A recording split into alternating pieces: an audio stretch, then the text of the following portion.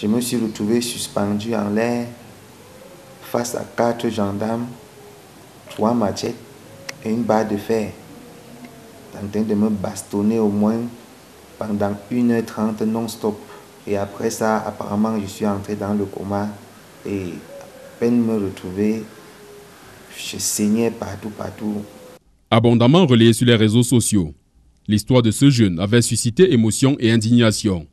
Mais curieusement, très peu de médias classiques s'étaient fait l'écho de cette affaire, ressortant la problématique des droits humains.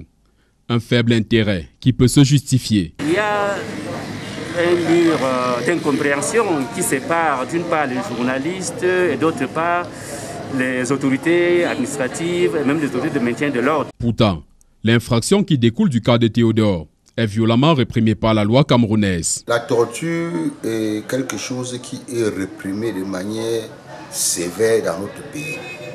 Parce que le Cameroun s'est lancé résolument dans la protection des droits et libertés.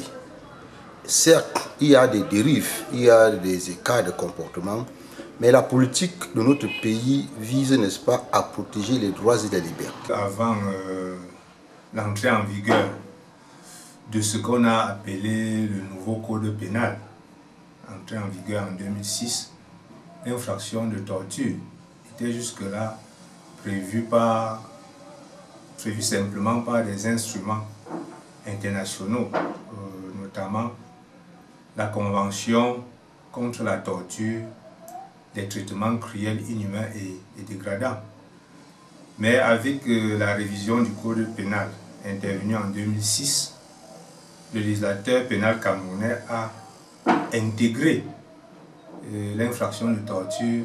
Plus les séquelles sont graves, plus la peine aussi est grave. Afin de créer un rapprochement entre ces acteurs, Journalistes en Afrique pour le développement, JAD, une organisation de la société civile, en partenariat avec l'Association des juristes pour les droits humains et Caractères sans frontières, viennent de réunir à Bafoussam une trentaine d'entre eux, venus des régions de l'Ouest et du Nord-Ouest. Ce séminaire vise à réunir autour d'une même table les journalistes, les autorités administratives, les autorités judiciaires, les autorités de maintien de l'ordre, les avocats, les défenseurs des droits humains, pour qu'ensemble, on réfléchisse sur les synergies à développer pour pouvoir promouvoir les droits humains. Ce séminaire rentre dans le cadre du projet Presse libre pour promouvoir les droits humains, financé par l'Union européenne.